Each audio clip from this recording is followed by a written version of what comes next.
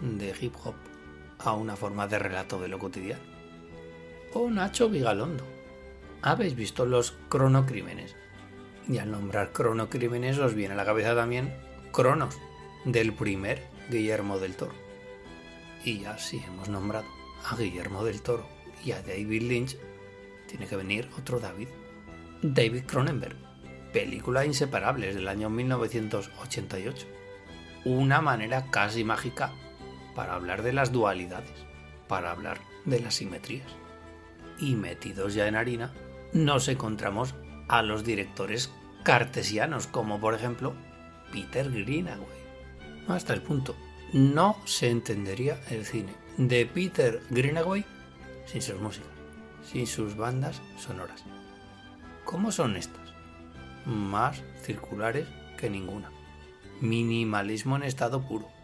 Sí, como dirían sus detractores, un señor que pareciera que siempre hace la misma película. Pareciera que siempre está haciendo el contrato del dibujante, o Zoo, o el vientre del arquitecto, o Conspiración de mujeres, o el cocinero, el ladrón, su mujer y su amante. Culpad mitad a Peter Greenaway, culpad mitad a Michael Nyman. Detractores. Porque los que no lo somos, disfrutamos como un enano. Habría que reivindicar al señor Peter Greenaway como uno de los grandísimos maestros del plano secuencia de todos los tiempos. Que si no un plano secuencia, sino otra manera de cine bisiesto. ¿Cuántos de los directores que hemos nombrado hasta el momento en el programa de hoy de Lloviendo Cine hacen uso de este recurso? Pero también en el otro extremo de la taquilla, o más o menos a mitad de camino, se encuentra gente como Wes Anderson, otro realizador de Escuadra y Cartabón. Películas no simétricas, hipersimétricas. Parecieran que la forma declutiese al fondo en las historias Wes Anderson y compañía. Porque Bill Murray siempre parece hacer el mismo tipo de papel. Porque Owen Wilson pareciera que aparece y desaparece en la filmografía del señor Anderson. Razón B, la que probablemente sea la película más bisiesta, más simétrica y más de Escuadra y Cartabón del señor Wes Anderson. Viaje a Darjeeling. Más allá de que sean películas simétricas, o más bien asimétricas, habría que decir las del señor Wes Anderson. Porque parece que todas las películas del señor Anderson están fuera de lugar. Valga la contradicción. En una película eminentemente planificada. La belleza del underground chic.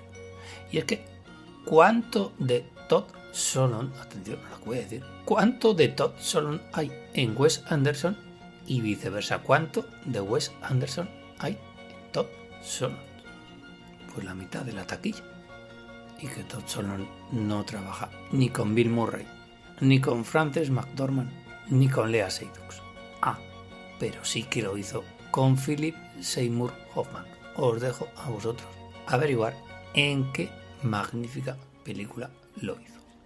Y hemos hablado de películas circulares, sobre todo las que procedían del lejano oriente. Bueno, pues también sea una, lo oriental y lo circular, y en doble sentido, en películas como Drive My Car.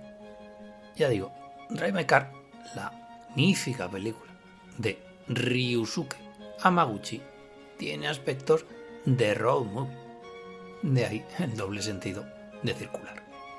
Pero también lo es como película que pareciera que tuviese un cierre al que se encamina de manera inevitable, pero a la par más que invisible e intangible. Bellísimos planos en la nieve. Y hasta ahí puedo leer. Y volver a empezar, sin tener que ver mucho en apariencia la película del año 82 ganadora del Oscar a la mejor película en habla no inglesa de José Luis García, sin tener mucho que ver en apariencia con otras nombradas. ¿Acaso no es la historia de un personaje, el de Antonio Ferrandis, el premio Nobel Antonio Albajara, que también pretendiera cerrar un círculo de vida? ¿Y el teatro de Shakespeare llevado al cine? ¿Qué ocurre en Macbeth? La última muestra, la del hermano Joel Cohen. ¿Cómo empieza? Es un cuento contado por un idiota con gran aparato. Un cuento que comienza y que acaba con la misma firma. La de las 3 brujas que abren y cierran la historia como si los personajes fueran títeres en manos de Dios, en definitiva, o del destino, o de eso llamado karma.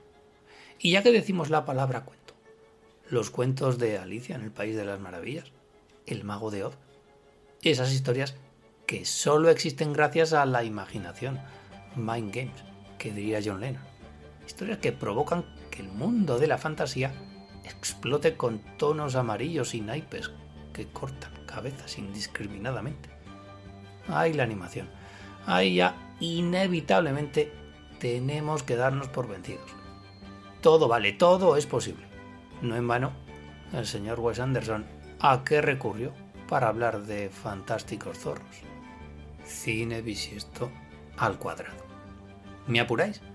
El western. La imagen típica del forastero que viene al poblado a cerrar una especie de círculo de su vida, de la vida, que ajusta cuentas o simplemente vuelve para buscar a la chica. ¿Acaso no es cine circular, cine que pretende cerrar el círculo? ¿Valen la ciencia ficción y los viajes en el tiempo? Hemos tocado algo cuando hemos hablado del Día de la Marmota, Atrapado en el Tiempo, o de Palm Springs, o en Al filo del mañana. Como diría el otro, valdría, pero relativamente. Y sí, existen instrumentos técnicos de los que vamos a hablar a continuación en el programa de hoy de Lloviendo Cine, que en la actualidad están más que asimilados y aprendidos. Pero hubo un momento en el que alguien dijo, ¿y por qué no hacemos algo nuevo? ¿Por qué no hacemos algo innovador? Y esos instrumentos técnicos tuvieron una primera vez. Ahora son el pan nuestro de cada día. Vemos una película y no nos damos cuenta de todas esas técnicas. Pero en su momento, todas esas técnicas, todos esos avances fueron vistos como todo un invento. Llegaron para quedarse.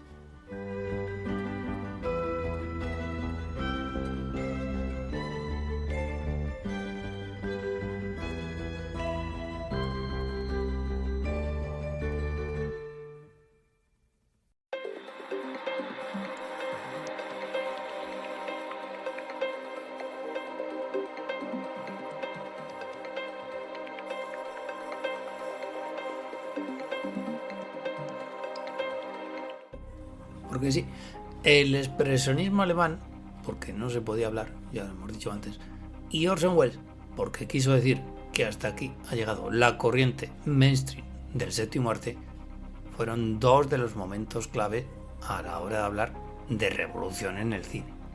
Pero nos vamos a referir a, si se les puede llamar así, a otros inventos de cine, que a lo mejor fueron sacados de otras artes, pero que adquirieron absoluta carta de naturaleza aquí, entre 24 fotogramas por segundo, aunque en algunos casos no sé si llegarán a ese número.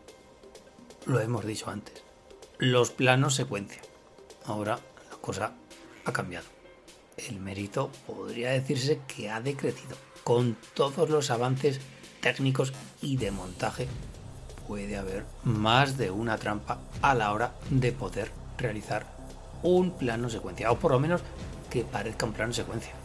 ¿Verdad, señor Sam Mendes con 1917? ¿Verdad, señor Alejandro González Iñárritu? Ah, pero ahí tenemos la soga de don Alfred Hitchcock. Ahí sí que se sabía cuándo había trampa, cuándo había cartón. Y la cámara subjetiva, ese personaje protagonista que adopta el punto de vista de la cámara. Romper la cuarta pared, pero de otra manera. No para dirigirse al espectador, sino para que los otros personajes se dirijan a ese protagonista. Para que ese protagonista sea la cámara, sea el director, seamos nosotros. Por ejemplo, el señor Robert Montgomery, ese buen actor, que fue Robert Montgomery, dirigió alguna que otra película, como por ejemplo La Dama del Lago, año 1947, ¿Qué ocurre en esa película? Pues que al señor Robert Montgomery se le ocurrió contar la misma con cámara subjetiva. Anda que no hemos visto esa técnica a lo largo de la historia del cine. Pero ¿cuál fue la primera vez en la cual se echó mano de ella? No sabemos si fue en La Dama del Lago, pero lo que sí sabemos es que fue una de sus más afortunadas utilizaciones. Posteriormente, con los años, vimos otro inteligente uso de esa cámara subjetiva, de nuevo en Checoslovaquia, de nuevo la nueva ola checoslovaca de los años 60. La película The Joke, dirigida por Jaromír Jágr. A partir de ahí, mucho romper cuarta pared, pero pocas veces tan inteligentemente como en estos dos ejemplos. ¿Cuántas veces habremos visto en el cine un flashback? Bueno, pues tampoco tiene tanto mérito, podréis decir. Lo que ya tiene más mérito es algo que se hizo casi como una especie de subgénero. Flashback en un flashback. Bueno, me podréis decir también, hasta cierto punto puede ser algo corriente, pero que ya haya un flashback en un flashback dentro de otro flashback, eso ya no es tan corriente. Pues sucedió en alguna que otra película. En los años 40, de nuevo en el cine negro. El cine negro daba para experimentar. Película La huella de un recuerdo, año 1946 y dirigida por John Bram. En ella, Robert Mitchum vivirá algún que otro flashback en un flashback en otro flashback. Flashback al cubo. Por cierto, en La Dama del Lago, del año 1947 y dirigida por Robert Montgomery, también aparece un flashback, en este caso doble. Flashback en un flashback. No, otra cosa no, pero innovar quiso hacerlo el bueno de Robert Montgomery. ¿Sabéis otro director que ha probado las mieles del flashback al cubo? Sí, Gaspar Noé. Y ya casi para terminar, la foto fija, un recurso que más que recurso es algo inaudito en el cine de hoy, y en el anterior, y en el de todos los tiempos. Pues el señor Chris Marker en la YT utilizó la foto fija para hacer toda su película. No imágenes en movimiento, sino que la película era una mera proyección de diapositivas, o más bien habría que decir de postales. Recurso en este caso más que arriesgado, sobre todo desde el punto de vista comercial. Tuvo que ser alguien como Chris Marker quien echara mano de ella para hacer un auténtico clásico del cine. Y terminamos con un capítulo aparte. Otro más, como siempre. Tiene usted la rara habilidad de llamar la atención. Señor Jean-Luc Godard. ¿O acaso no son formas de llamar la atención su uso del amo-viola, sus insertos, su voz en off, sus voces over the narration? Añadid la palabra irritante a todos estos experimentos que lo estáis deseando.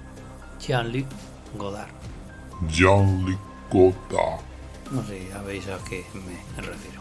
Terminamos ya, antes de que haya otros movimientos orquestales en la oscuridad.